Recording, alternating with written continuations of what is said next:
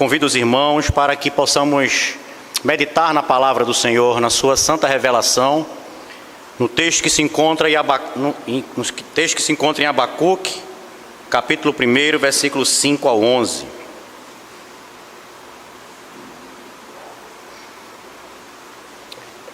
Livro do profeta Abacuque, capítulo 1, versículos do 5 ao 11. Nós vamos hoje dar continuidade à exposição desse livro,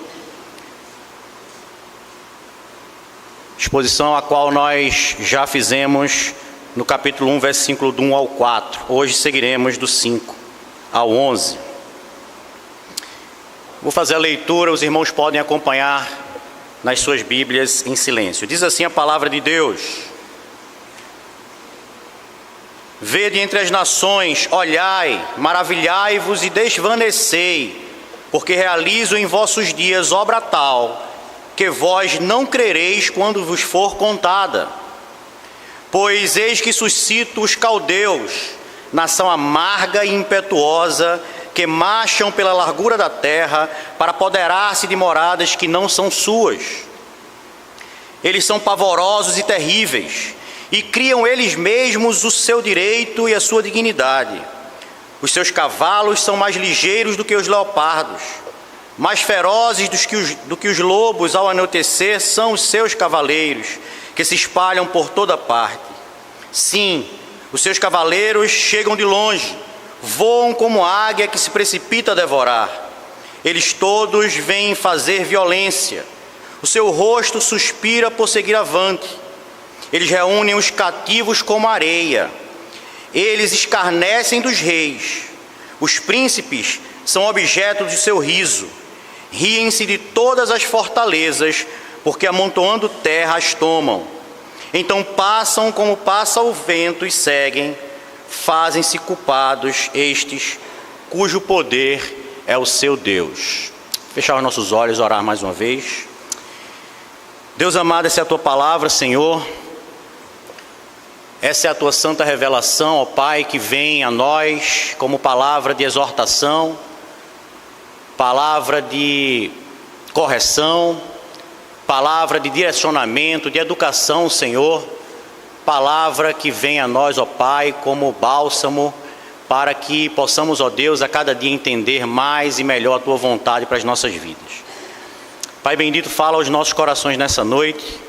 Apesar de nós, ó Deus, faz a tua obra, que teu Espírito Santo possa nos edificar com a exposição da tua santa palavra. É a nossa oração que fazemos, no nome precioso do nosso Senhor Jesus Cristo. Amém. Meus irmãos, é triste constatar nos nossos dias que parte da igreja evangélica brasileira tem tomado um rumo perigoso. Essas igrejas, dessa parte que eu cito, elas têm invertido a ordem divina da relação do homem com Deus. Elas têm colocado Deus como servo e o homem como senhor. Elas apresentam muitas vezes um Deus bobo, que simplesmente existe para atender os anseios e as demandas dos nossos corações. A ponto de nós facilmente na internet, basta procurar no YouTube, Instagram e outras redes sociais, assistimos plateias inteiras diante de algumas afirmações emocionadas, chorando, sendo enganadas por um evangelho falso. São falas do tipo que eu vou citar agora para os irmãos, dita por um pastor que prega esse tipo de evangelho para a sua igreja. Ele disse o seguinte para os seus fiéis: irmão, Deus nunca vai deixar que você veja, sonhe algo que Ele não possa dar para você. Então significa que se Deus deixou você ver, deixou você tocar, deixou você sentir, deixou você abraçar, deixou você experimentar, é porque Ele tem o poder de dar nas tuas mãos muito além daquilo que você pode pensar ou imaginar. Deus, diz ele, não é um Deus irresponsável. Ele não coloca sonhos que Ele não tenha condições de patrocinar na sua vida. Hoje, meus queridos, nós vamos entender que esse evangelho que coloca Deus como cativo das nossas vontades, ele não encontra respaldo na verdade bíblica. Muito pelo contrário, nós iremos perceber a grandiosidade do nosso Deus, a sua soberania, e que seus planos são muito maiores do que nós possamos imaginar. Como eu disse, nós estamos dando continuidade à exposição nesse livro de Abacuque, e nós, na oportunidade passada, vimos a exposição dos primeiros versículos desse capítulo, e nele nós vimos a queixa do profeta, o profeta Abacuque se colocando diante de Deus, arrazoando com Deus e denunciando ao Senhor os problemas da nação de Judá. Ele leva a sua voz ao Senhor e acusa o seu povo de violência, de perversão das leis, de não obedecer à vontade do Senhor. Mas essa queixa, ela se completa agora com a queixa do profeta para com o Senhor. Ele vai dizer o seguinte nos primeiros versículos. Versículo 2: até quando, Senhor, clamarei eu e tu não me escutarás? Gritar-te-ei violência e não salvarás? Por que me mostras a iniquidade e me fazes ver a opressão? Pois a destruição e a violência estão diante de mim. Há contendas e o litígio se suscita. Por esta causa a lei se afrouxa e a justiça nunca se manifesta. Porque o perverso cerca o justo, a justiça é torcida. O profeta também estava se queixando do fato de ele estar denunciando essas coisas ao Senhor e ele não está sendo respondido. Perceba que aqui nós claramente percebemos que o profeta por vezes havia já orado, buscado o Senhor, denunciado essa situação, e o Senhor não tinha falado, não tinha se pronunciado, o Senhor não tinha respondido, o Senhor não tinha agido. Então Abacuque reclamava aqui da não resposta do Senhor e da inação do Senhor em corrigir, em restaurar a vida daquele povo. Deus estava em silêncio, meus irmãos, diante dos desmandos, da impiedade e da injustiça que estava vivendo o povo de Judá.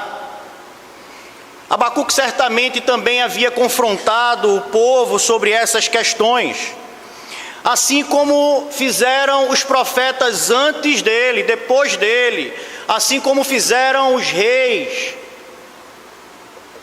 Mas o povo continuava com sua disposição em viver uma vida de idolatria e uma vida dissoluta. Diante dessa realidade, o comentarista Palmer Robson, ele vai dizer o seguinte: então o profeta apresenta sua queixa diante de Deus, e ela é de fato procedente. Ele não consegue encontrar justiça entre o próprio povo de Deus. Em vez disso, uma perversão brutal da lei de Deus imperava sobre a terra. O povo justo do Senhor sofre abusos intermináveis. As orações dos devotos ficam sem resposta. E aí ele faz uma pergunta: como o Senhor explicaria essa terrível circunstância e a ausência de resposta ao clamor do profeta mediador? Faz a pergunta Palmer Robson. Na exposição de hoje, meus irmãos, nós vamos nos concentrar no texto que fala justamente da resposta que Deus dá. Deus se calou de fato por um tempo, mas agora Deus responde ao profeta, e não somente ao profeta, mas também ao povo. Contudo, a título de de uma introdução mais próxima do texto, é importante nós destacarmos 3 pontos elucidativos aqui para a nossa abordagem. O primeiro deles, baseado no que já vimos acerca dos versículos anteriores: o silêncio de Deus pode ser mais perturbador do que a sua resposta.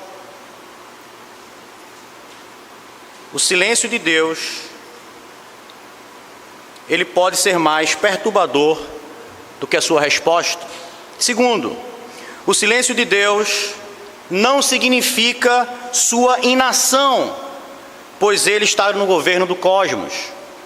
Ou seja, quando Deus está em silêncio, não quer dizer que ele não está agindo, porque o governo está sobre os seus pés. Terceiro, o silêncio de Deus é providencial e pode significar a sua longanimidade para com o pecador em não aplicar a sua disciplina. O silêncio de Deus pode ser uma oportunidade para que o pecador se arrependa antes que Deus pese a sua mão sobre ele. Nós vamos dividir esse texto, meus queridos, em 3 partes. A primeira delas nós vamos ver a revelação de como Deus age. Deus vai dizer como ele vai agir. Ele vai explicar ao profeta. A segunda, nós vamos ver a revelação do instrumento de justiça. Deus vai dizer qual instrumento ele vai usar para aplicar a justiça e a disciplina sobre o povo. E a terceira parte, nós vamos ver a revelação das características do instrumento de justiça que Deus vai usar. Como Deus vai usar esse instrumento. Qual instrumento e como Deus vai usar esse instrumento.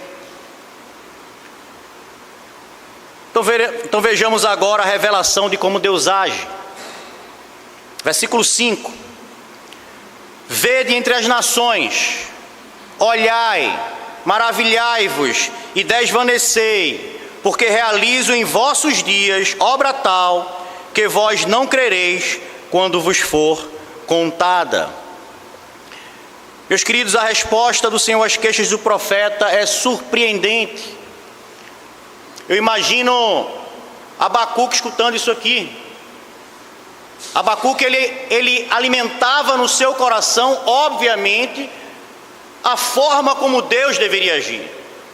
Quando Abacuque ora a Deus e pede que o Senhor haja no meio do povo para que a violência cesse, para que a impiedade termine, para que o povo se volte de novo ao Senhor, certamente Abacuque alimentava no seu coração a forma pela qual Deus deveria agir naquele momento.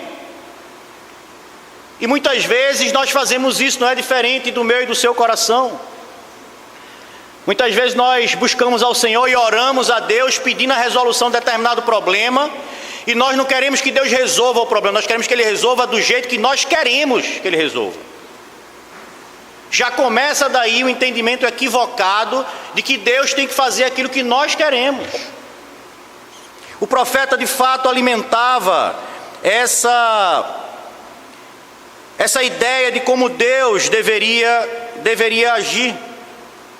E quando ele escuta isso aqui, perceba, vede, é Deus falando para ele: ô Abacuque, vede entre as nações, olhai, maravilhai-vos e desvanecei, porque realizo em vossos dias obra tal que vós não crereis quando vos for contada. Talvez Abacuque tenha dito: não, o Senhor vai fazer do jeito que eu imaginei, uma obra maravilhosa, vai restaurar essa nação, nós vamos ter um avivamento agora aqui nessa nação.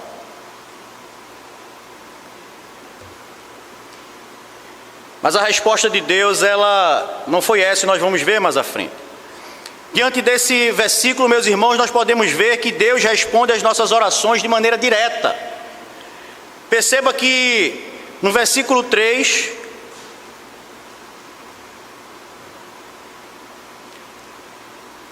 porque me mostras a iniquidade, porque me mostras a iniquidade e me fazes ver a opressão. Versículo 5, Deus vai responder a ele. Ele perguntou a Deus, por que Deus faz com que ele veja essas coisas? Porque Deus mostra para ele, Deus vai dizer, vede.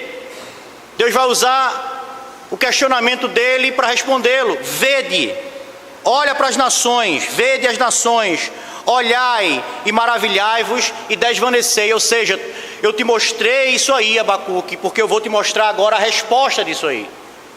Deus responde de maneira direta ao profeta.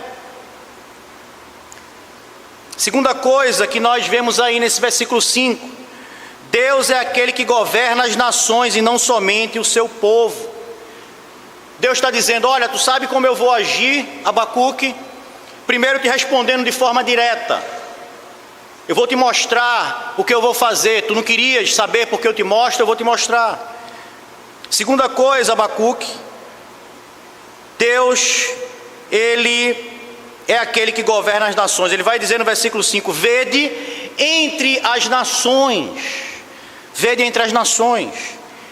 Deus vai convocar Abacuque, meus queridos, e o povo para ampliar o escopo da sua observação.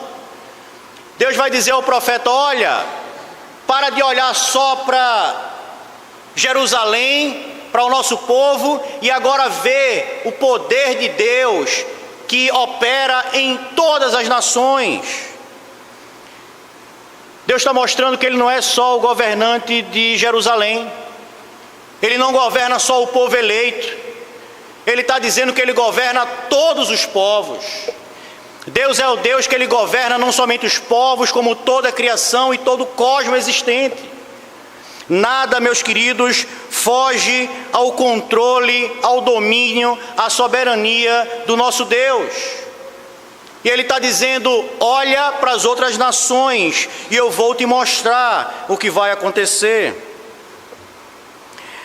Terceira coisa que nós podemos ver: Deus haveria de realizar ou aplicar a sua obra naqueles dias. Vede entre as nações, maravilhai-vos e desvanecei, porque realizo em vossos dias. Deus explica ao profeta que aquilo que Ele iria revelar para ele aconteceria no tempo do profeta. Aquela geração que pecou contra o Senhor, que mesmo tendo sido alarmada pelo conhecimento de Deus, pelo aviso que foi dado pelos profetas, pelo próprio Moisés, aquele povo impiedoso diante do Senhor, ele mesmo haveria de receber o pagamento pelo seu pecado. A obra que o Senhor realizaria seria naqueles próprios dias.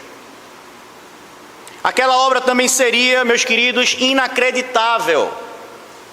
Deus vai dizer: vede entre as nações, olhai, maravilhai-vos e desvanecei, porque realizo em vossos dias obra tal, que vós não crereis quando vos for contada. O povo judeu, ele cria no poder de Deus, apesar de muitos estarem vivendo na impiedade. Eles acreditavam que Deus havia chamado Abraão, que ele havia conduzido a vida dos patriarcas, que ele havia tirado o povo do Egito da forma como lhes eram contada, atravessando o Mar Vermelho. Eles acreditavam que Deus abriu o Rio Jordão também com Josué. Eles acreditavam nas maravilhas de Deus, eles não tinham dúvida disso. Mas esta obra em específico, Deus diz que ela seria inacreditável quando lhes forem contadas. E por quê? Porque nós vamos ver, meus irmãos, Deus irá julgar aquele povo de forma dura. E aquele povo era impensável para eles imaginar que Jerusalém poderia ser tomada deles, porque a promessa era de que eles ocupariam a terra e que nelas eles habitariam. Então eles entendiam que nada nem ninguém poderia movê-los ou demovê-los daquele lugar. Eles não acreditavam, se fosse contado a eles, ou não acreditariam se lhes fosse contado, que o templo seria destruído, saqueado. Era inacreditável imaginar essas coisas, mesmo com Deus dizendo que isso aconteceria. Aquela obra era inacreditável para eles, era inconcebível, era inimaginável pensar essas coisas.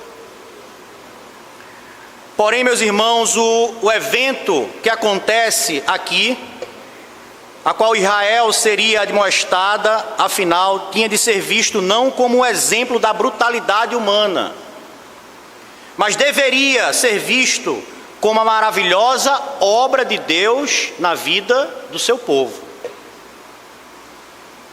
Irmãos, o nosso Deus, Ele tem o domínio dos céus e da terra. Como eu falei, nada escapa ao seu controle. Deus, Ele não se resume, como alguns acreditam, a uma imagem na parede, nem está sujeito a ser definido pela nossa vã filosofia, ou imaginação, ou desejos, ou vontades. Ele é quem se apresenta e se revela a nós, dizendo quem Ele é. O Deus Todo-Poderoso, Criador dos céus e da terra, dono de todas as coisas, mantenedor da vida, regente do universo, e que conduz todas as coisas para o bem dos seus eleitos e para o louvor da sua glória. Mas para o povo de Judá, o mais inacreditável, porém, era o fato de que o próprio povo de Deus, desse Deus Todo-Poderoso, invencível, podia ser lançado fora nas mãos dos gentios mais perversos do que eles. Deus aqui então diz como Ele vai agir. Eu agirei desta forma. Agora Deus vai apresentar o instrumento da sua justiça. Versículo 6. Pois eis que suscito os caldeus. Primeira pergunta que a gente precisa fazer: quem eram os caldeus?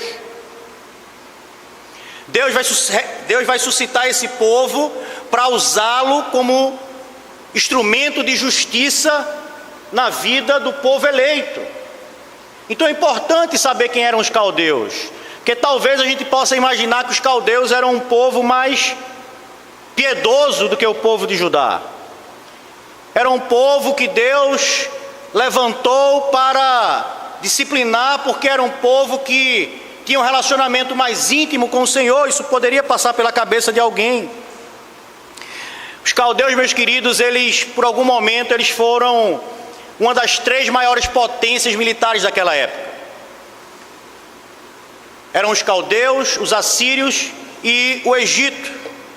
Os caldeus, eles, em algum momento, tomaram a Babilônia, e ali eles fundaram um grande império. Por isso que vezes você vai ver chamando a Bíblia se referindo a eles como caldeus ou como babilônicos. E ali na cidade da Babilônia eles fundaram um grande império. E esse império teve uma ascensão rápida, veloz, impressionante. Rapidamente eles subjugaram o Império Assírio e dominaram o Império Assírio. Logo depois eles foram enfrentados pelos exércitos de Faraó Neco, que, vendo a Babilônia crescer, por dever de se consolidar ali como grande potência militar, enfrentou o exército babilônico e perdeu na chamada Batalha de Cárquemes. Então a Babilônia, no tempo aqui de Abacuque, ela era a maior potência militar da terra. Era o exército mais poderoso que existia, o império mais forte. Contudo, era um povo ímpio, um povo mau, um povo idólatra que adorava vários deuses, que tinha uma vida pervertida e que não conhecia e nem reconhecia o Senhor dos exércitos como o seu Deus. Era um povo, se nós pudéssemos traçar um comparativo, muito pior do que o povo judeu. Era um povo muito mais ímpio do que o povo judeu. E para nossa surpresa, nós também vamos ver que os caldeus, eles foram suscitados, ou seja, chamados, eles foram formados, eles foram direcionados pelo próprio Deus. Pelo próprio Deus. A revelação, meus irmãos, ela é estarrecedora. Não era nada daquilo que Abacuque esperava. Pois Deus diz que quem Ele está levantando são os caldeus, uma potência mundial, ímpia, e que Ele vai conduzir elas como justiça sobre o povo de Judá. Esse povo foi levantado por Deus. Esse povo, e próprio Abacuque, mais à frente, no texto que nós veremos se Deus permitir, na próxima exposição, ele mesmo reconhece: Senhor, tu o formaste. Foi tu quem formou esse povo.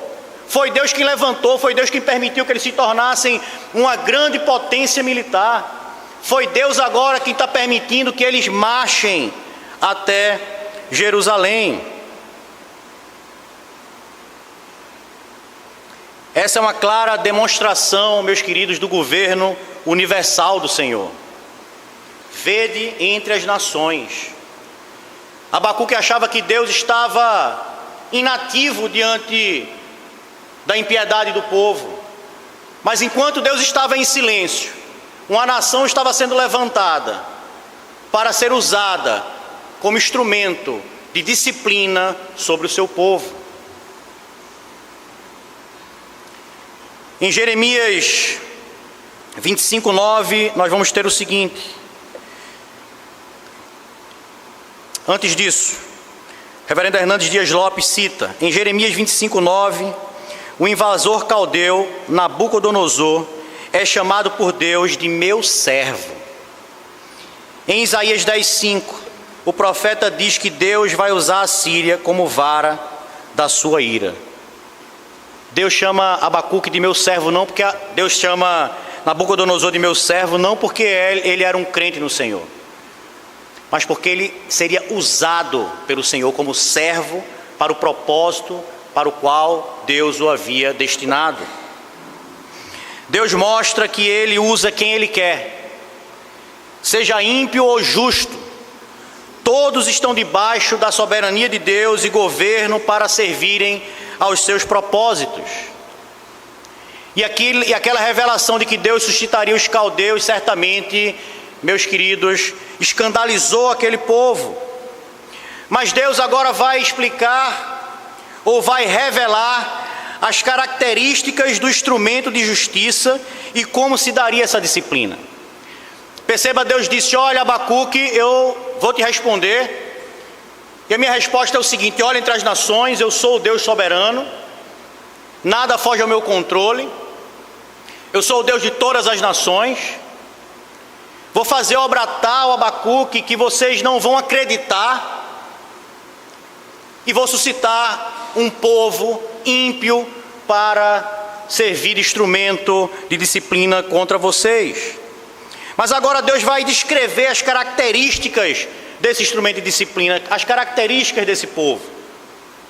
A partir do versículo 6 até o 11, ele vai dizer o seguinte: nação amarga e impetuosa, que marcham pela largura da terra para apoderar-se de moradas que não são suas. Eles são pavorosos e terríveis, e criam eles mesmos o seu direito e a sua dignidade. Os seus cavalos são mais ligeiros do que os leopardos, mais ferozes do que os lobos ao anoitecer, são os seus cavaleiros que se espalham por toda parte. Sim, os seus cavaleiros chegam de longe, voam como águia que se precipita a devorar. Eles todos vêm para fazer violência, o seu rosto suspira por seguir avante. Eles reúnem os cativos como areia, eles escarnecem dos reis, os príncipes são como objeto do seu riso. Riem-se de todas as fortalezas, porque amontoando terra as tomam. Então passam, como passa o vento, e seguem, fazendo-se culpados estes, cujo poder é o seu Deus. Nós vamos ver algumas características acerca desse povo. São 7 características aqui que nós vamos elencar acerca desse povo. A primeira delas: esse povo que Deus levanta como juízo e disciplina sobre o seu povo eleito, era uma nação extremamente cruel, nação amarga e impetuosa. E como consequência da sua amargura, os caldeus eram um povo cruel. Mais uma vez eu cito o comentarista Palmer Robertson, que vai dizer o seguinte: não apenas os indivíduos isolados, mas essa nação inteira, toda a nação, pode ser caracterizada como irritadiça e amarga. Como uma ursa cujos filhotes foram roubados, essa nação poderosa ataca irracionalmente em todas as direções. Eles eram impetuosos no uso da crueldade. Aquela nação, ela não tinha pudores, meus irmãos, para aplicar os piores horrores aos povos conquistados. Eles aplicavam ações repugnáveis. Eles matavam crianças, matavam os idosos. Eles aplicavam mortes dolorosas e achavam graça disso. Eles abusavam das mulheres e das meninas. Eles deixavam um rastro de assassinato e desgraça por onde passavam. Era uma nação extremamente cruel, feita de guerreiros que vinham de guerras em guerras, vendo matança, desordem, e que estavam com sua mente e corações cauterizados para todo tipo de horror. Era uma nação, de fato, amarga e impiedosa, como diz o texto bíblico. Segunda coisa que ele vai dizer aqui sobre eles, que Deus vai revelar sobre esse povo, e imagine Abacuque, se coloque no lugar de Abacuque, ouvindo essas coisas. Alguém que orou ao Senhor e que esperava uma outra resposta. Talvez ele esperasse que Deus dissesse: olha, Abacuque, vou fazer no meio de vós obra tal que vocês vão se maravilhar, vou levantar esse povo, regenerá-lo, e teremos um grande avivamento nesse povo. Mas Deus está dizendo que vai mandar esta nação para juízo. Imagine a cabeça do profeta. Segunda coisa que ele vai dizer, eles eram expansionistas. Versículo 6, parte C: que marcham pela largura da terra para apoderar-se de moradas que não são suas. Meus irmãos, aqui fica demonstrada a sede de expansão daquele povo. Eles atacavam de maneira brutal, rápida e sem descanso as nações. Eles marchavam pela largura da terra, nos mostra a velocidade com que eles avançavam, a violência e a força que eles impunham contra os seus inimigos. Era algo arrasador. Eles, meus irmãos, eles eram tão confiantes que não havia muita estratégia deles de negociação, de trégua.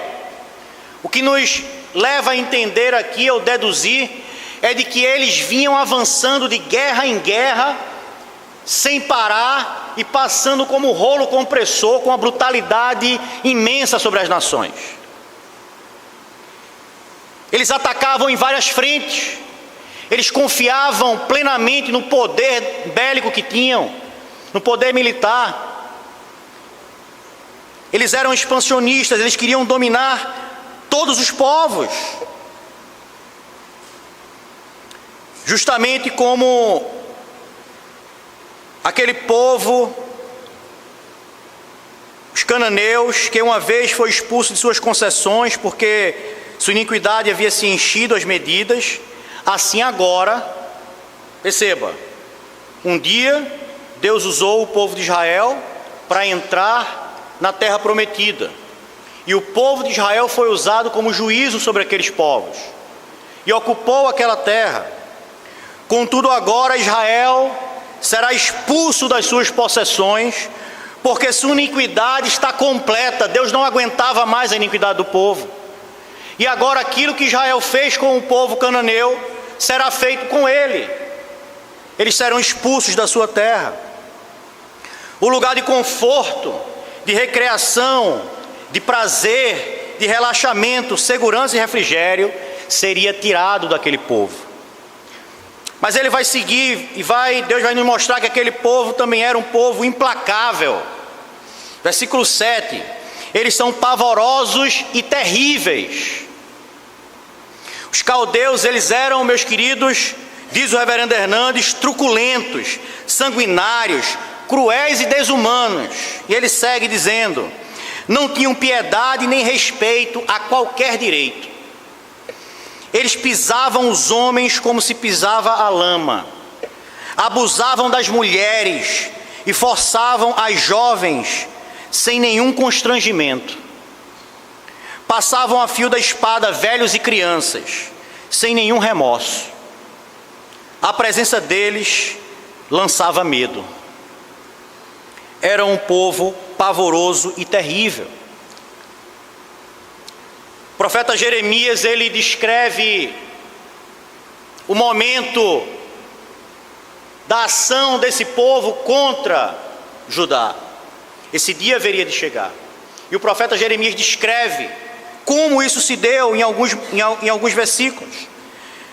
Lamentações de Jeremias 2:21, ele vai dizer a respeito dos caldeus, ou do que os caldeus fizeram: jazem por terra pelas ruas o moço e o velho. O moço e o velho estão caídos pelas ruas. As minhas virgens e os meus jovens vieram a cair a espada. Tu, se referindo à Babilônia, os mataste no dia da tua ira, fizeste matança e não te apiedaste. Lamentações 5:11-18. Forçavam as mulheres em Sião, as virgens nas cidades de Judá. Os príncipes foram por eles enforcados, as faces dos velhos não foram reverenciadas. Os jovens levaram a mó, os meninos tropeçaram debaixo das cargas de lenha. Os anciãos já não se assentavam na porta, os jovens já não cantam. Cessou o júbilo do nosso coração, converteu-se em lamentações a nossa dança, caiu a coroa da nossa cabeça. Ai de nós, porque pecamos. Por isso caiu doente o nosso coração, por isso se escureceram os nossos olhos. Pelo monte Sião que está assolado andam as raposas. Jerusalém foi assolada por esse povo, foi invadida, foi disciplinada por um povo implacável, meus queridos. Mas esse povo também, além de implacável, era um povo, descreve o Senhor, autônomo. Versículo 7, parte B. E criam eles mesmos, ou seja, eles criavam eles mesmos o seu direito e a sua dignidade. Não havia no coração daquele povo subordinação a ninguém. Eles não obedeciam a qualquer tipo de lei ou convenção de guerra internacional. Apesar dos tempos serem outros, obviamente o ser humano desde a queda ele está em guerra um com o outro. E naquele tempo existiam as convenções a respeito do que se poderia fazer ou não em tempos de guerra com os povos e com os povos tomados. Isso era meio que convencionado. Por exemplo, normalmente um povo vencido se preservava ao rei, não se matava, não se humilhava publicamente. Haviam algumas convenções, mas diz a palavra de Deus, a revelação de Deus acerca dele, de que eles mesmos criavam o seu direito e a sua dignidade. Eles não estavam subordinados a qualquer regra.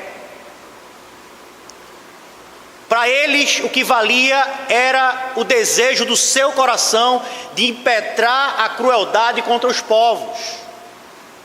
Eles não tinham subordinação moral ou ética a qualquer uma.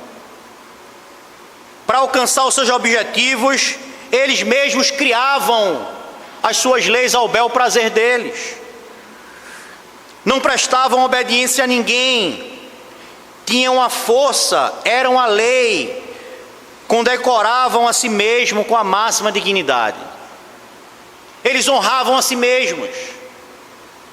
Eles não adoravam ao nosso Deus, eles não obedeciam a preceitos morais. Aquele povo que foi criado por Deus, levantado como império por Deus, que vencia as batalhas porque Deus o levantou, não reconhecia em Deus qualquer subordinação, ou não reconheciam-se subordinados a esse Deus. Quinta coisa que ele vai dizer é que eles eram irresistíveis. Irresistíveis. Versículo 8. Os seus cavalos são mais ligeiros do que os leopardos, mais ferozes do que os lobos ao anoitecer são os seus cavaleiros, que se espalham por toda parte. Sim, os seus cavaleiros chegam de longe, voam como águia que se precipita a devorar. Meus irmãos, aqui é como se Deus estivesse relatando o poderio militar daquela nação. É como se nos nossos dias Ele estivesse dizendo o seguinte: olha, a nação que vem contra vocês tem os jatos supersônicos mais poderosos do mundo. Eles têm vários tanques de guerra. O aparato militar deles é incomparável. Eles são efetivos e eficazes no combater. Eles são profissionais. E para isso Deus vai usar uma analogia com 3 predadores da natureza. Deus vai dizer que eles são ligeiros como o leopardo. O leopardo normalmente, meus queridos, ele ataca durante o dia e diz que ele ataca com tanta força a sua presa que quando ele salta sobre ela, normalmente ele quebra a sua espinha dorsal. E é praticamente impossível se safar de um ataque do leopardo. E Deus vai dizer que aqueles que vão atacar o seu povo são ligeiros, são mais ligeiros do que os leopardos. Deus também vai fazer uma analogia com a ferocidade dos lobos. E os lobos, meus queridos, Ele vai dizer: os lobos atacam à noite e a escuridão não lhes impede, pois tem visão noturna. Perceba, o leopardo ataca com muita força durante o dia, mas eles também são como os lobos, que conseguem ver à noite e conseguem ser ferozes mesmo com a ausência da luz. E por último ele vai dizer que eles são como a águia, que veem de longe e devoram com grande rapidez. Ou seja, não havia salvação, não tem como se defender. Abacuque, não tem como se defender desse povo. Eles vão atacar de dia, eles vão atacar de noite, com a força do leopardo, com a ferocidade do lobo, com a velocidade da águia. Não tem como se defender. Eles eram irresistíveis. Em sexto lugar, ele vai dizer que eles eram conquistadores vorazes e insolentes. Versículo 9. Eles todos vêm para fazer violência, o seu rosto suspira por seguir avante. Eles reúnem os cativos como a areia, eles escarnecem dos reis, os príncipes são objetos do seu riso, riem-se de todas as fortalezas, porque amontoando terra as tomam, então passam como passa o vento e seguem. É interessante que Deus vai dizer aqui: eles todos vêm para fazer violência. Primeira coisa interessante que nós vemos aqui. Vocês lembram qual foi a reclamação de Abacuque? A reclamação de Abacuque era: Senhor, gritar-te-ei violência e tu não escutarás? Por que me fazes ver a violência do povo? Abacuque reclamava porque a violência tinha escalado um nível em Judá, em Jerusalém, que nunca havia sido visto. A violência, ela estava desordenada, descontrolada.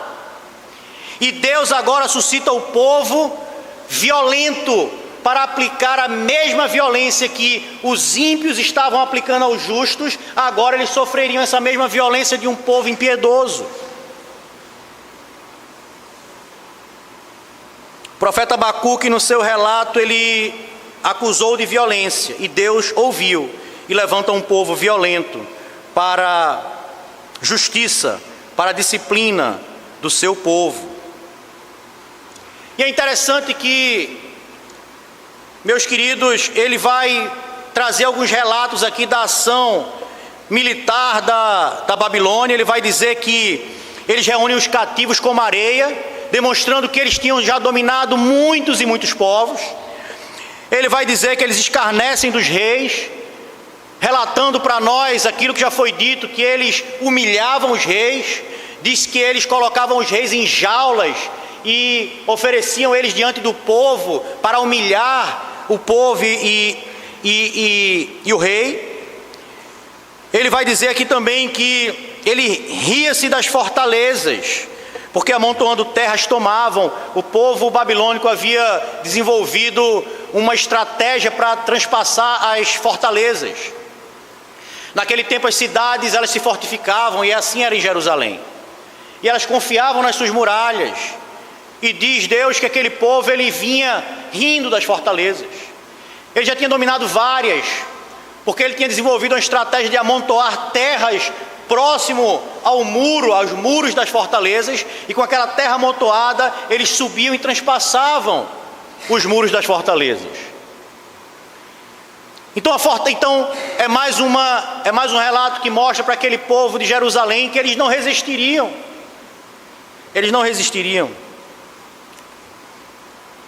Mas é interessante nós vermos que Deus vai usar com o povo de violência como correção pela violência do povo.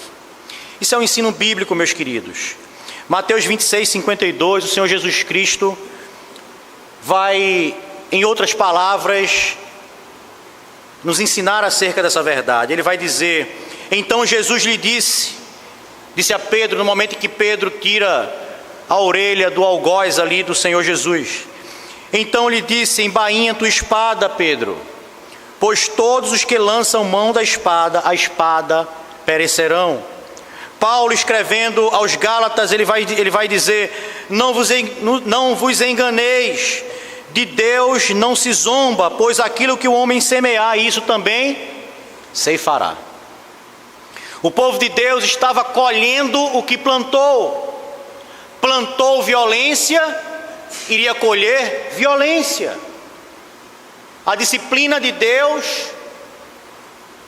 segue o ensino bíblico. Deus havia avisado, meus queridos, aquele povo. Desde Moisés, aquele povo tinha sido avisado que se andassem nos caminhos do Senhor, seriam abençoados. Mas que se desobedecessem, se adorassem a outros deuses, Deus os amaldiçoaria. Mas o povo foi impiedoso. E Deus então suscita os caldeus, que eram conquistadores vorazes e insolentes. Sétimo e última característica: aquele povo era idólatra e culpado. Idólatra e culpado. Versículo 11, parte B. Fazem-se culpados estes cujo poder é o seu Deus. Aquele povo era um povo idólatra. Deus agora vai desnudar o coração daqueles homens, daquela nação. Eles deificaram-se a si mesmos. Eles se viam como divindades. Para eles, o poder que eles tinham era o ídolo do coração. A ponto de nós vemos o relato de Nabucodonosor lá em Daniel, dizendo: olha, este é o império que construí para mim, para minha glória. Este é o império que construí para a minha glória. Aquele povo, eram idólatras não somente dos deuses, mas eles adoravam o poder, e por isso mesmo eles se doavam, davam suas vidas para continuar avançando contra os outros povos. Eles obtinham vitórias para a sua própria glória, para a sua própria honra, adorando a si mesmos. Mas eles também eram culpados, e Deus vai revelar isso aqui. Fazem-se culpados estes cujo poder é o seu Deus. É aí que Deus revela ao profeta que, mesmo sendo suscitados por Deus, mesmo sendo um povo que Deus formou, permitiu que chegasse ao topo do mundo como potência militar e bélica mais poderosa, aquele povo que Deus usaria para disciplinar a Israel era culpado da sua idolatria e haveria de receber a paga da sua culpa. Mais à frente, Deus revelará ao profeta Abacuque o peso da sua mão sobre o povo caldeu. Da mesma maneira meteórica que Deus fez surgir o povo caldeu, o império babilônico, para subjugar o seu povo, por amor ao seu povo, para disciplinar o seu povo, Deus o faria cair também de maneira meteórica. O império babilônico, meus queridos, ele teve um curto espaço de tempo de existência. Surgiu repentinamente de tal modo que há 20 anos atrás, deste episódio, desse relato de Deus, nem se falava no Império Babilônico. Em 20 anos o Império Babilônico cresceu e se tornou o maior da face da terra. Mas porque eram culpados diante do Senhor, o Senhor haveria de lançar mão sobre eles. E meteoricamente eles também deixariam de existir. Deus usa quem quer. Deus usa até os ímpios para fazer a sua obra. Assim como Deus usou Nabucodonosor e o chamou de servo, assim como Deus chama Ciro de ungido, porque foi usado por Deus. Aquele povo era ímpio e mau, e Deus usou e transformou a maldade daquele povo, a sua impiedade, em juízo sobre o seu povo, não para destruí-lo, meus queridos, porque o povo caldeu foi destruído, mas o povo de Israel, somos nós, estamos aqui até hoje. Deus não destrói o seu povo. Deus age com disciplina sobre a vida de todos aqueles que Ele ama. Toda vez que nós, meus irmãos, nos afastarmos de Deus como igreja, ou como indivíduos, filhos de Deus, saibamos que Deus agirá com disciplina sobre as nossas vidas. E a disciplina de Deus, e o agir de Deus, nós não podemos controlar. Porque Ele é quem é Deus, não somos nós que dizemos como Ele deve resolver os problemas. É Ele quem determina como vai fazer. Cabe a nós obedecermos o Senhor e confiarmos que Ele conduz as nossas vidas. Algumas aplicações, meus irmãos, para nós seguirmos ao final aqui, diante de tudo que nós vimos. Primeira coisa, Deus não deixa os nossos pecados impunes. Ele não é complacente com o erro. E Ele já nos avisou isso. Está lá em Deuteronômio 11, 26. Deus vai falar ao povo o seguinte: eis que hoje eu ponho diante de vós a bênção e a maldição. A bênção quando cumprires os mandamentos do Senhor vosso Deus, que hoje vos ordeno. A maldição, se não cumprirdes os mandamentos do Senhor vosso Deus, mas vos desviardes do caminho que hoje vos ordeno, para seguir outros deuses que não conhecestes. Está diante de vós as bênçãos e as maldições. O que vocês vão fazer? Não esperemos, meus irmãos, que Deus seja complacente com o nosso pecado. Não imaginemos, ó meus irmãos, que talvez porque Deus esteja em silêncio diante do pecado que porventura estejamos praticando, que Ele não está preparando a disciplina. Deus não tem qualquer relação com o pecado. Deus, na verdade, Ele repudia. O pecado é repugnável diante de Deus. E porque Deus nos ama, e porque Ele pagou um alto preço com Jesus Cristo na cruz para nos salvar, Ele irá nos disciplinar. Então, meu querido, minha querida, se porventura estamos vivendo dias em que estamos nos afastando do Senhor, que estamos pecando contumazmente contra o Senhor, que essa verdade ela nos repreenda, nos exorte, de que Deus irá certamente nos disciplinar, porque não pode habitar em nós o Espírito Santo do Senhor e vivermos uma vida de pecado. Deus disciplinou o seu povo. Ele não foi complacente com o pecado, mas Ele restaurou. 70 anos depois esse povo voltou para Jerusalém. Deus os trouxe de volta.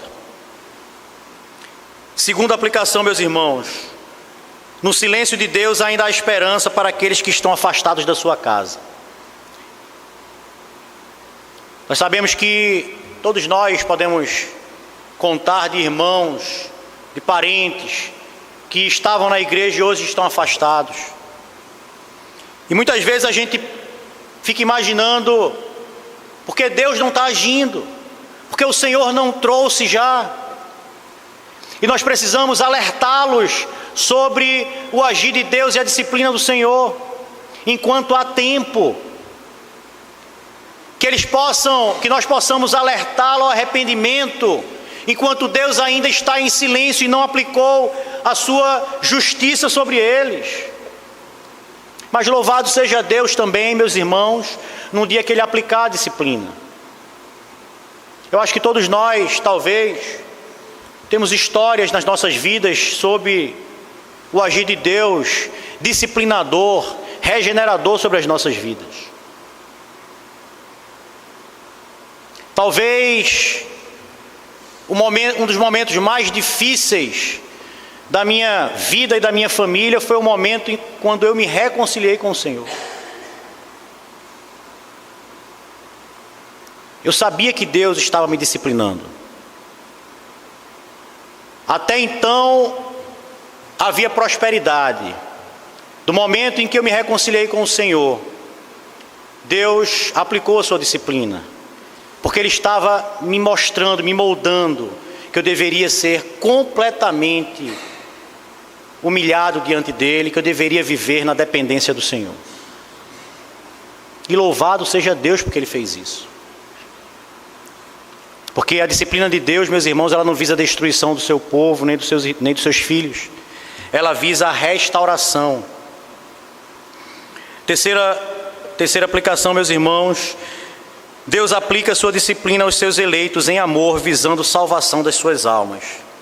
Além das muitas e incontáveis bênçãos que Deus nos dá, Deus é aquele, meus irmãos, que nos disciplina para que nós possamos perseverar, para que nós sejamos guardados, para que nós muitas vezes voltemos aos seus caminhos. A disciplina de Deus é uma disciplina amorosa, mesmo que ela nos surpreenda, mesmo que ela doa, mesmo que ela nos assuste. A disciplina de Deus, ela obedece aquilo que nos foi revelado lá em Romanos pelo apóstolo Paulo, que todas as coisas cooperam para o bem daqueles que amam a Deus. Deus nos disciplina no sentido de que um pai disciplina um filho para ensiná-lo, corrigi-lo, educá-lo a caminhar nos caminhos corretos, nos caminhos, nas veredas corretas.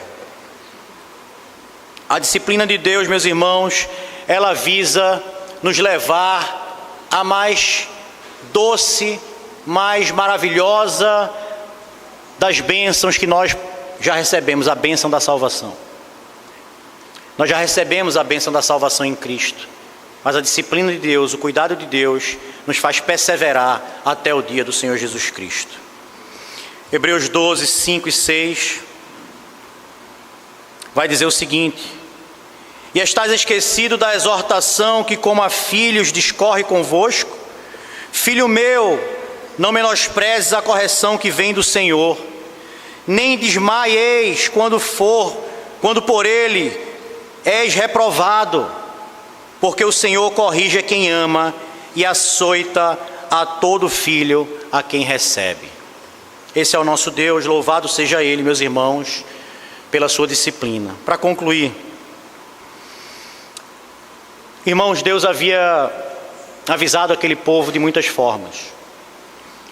Deus havia levantado muitos homens ao longo do tempo. Deus havia dado os profetas. Deus havia levantado os juízes. E continuamente aquele povo voltava a cair, a desobedecer o Senhor. Voltava a adorar deuses estranhos. Deus levantou os reis. E mesmo os reis piedosos não foram capazes de fazer com que aquele povo andasse altaneiramente diante do Senhor. E por isso Deus os disciplinou em amor. Nós, meus queridos, temos um arcabouço revelacional muito maior do que aquele povo teve. Nós não só tivemos os profetas, os juízes e os reis. Nós temos a revelação completa. Nós temos as palavras do próprio Senhor Jesus Cristo registradas, os alertas, o chamamento a uma vida de piedade, de obediência. Nós temos as palavras e exortações dos apóstolos diante de nós. Nós somos privilegiados nesse sentido. Nós temos a revelação completa, o ápice da revelação de Deus na figura do Senhor Jesus Cristo. Então, meus irmãos, diante de tudo isso, que nós possamos estar alarmados, a fim de vivermos para honrar e glorificar o nosso Deus e Salvador Jesus Cristo. Que possamos dar testemunhos da sua obra salvífica sobre as nossas vidas. Que possamos, diante desse episódio, revisitar os nossos corações, nos colocarmos diante de Deus, nos arrependermos dos nossos pecados e buscarmos uma vida de santidade diante do Senhor, para que possamos viver tranquilamente, para que possamos assim agradar ao nosso Deus. Minha oração nessa noite é que Deus aplique essa exortação aos nossos corações e que possamos assim, meus irmãos, sair daqui edificados pela exposição da sua santa palavra. Amém.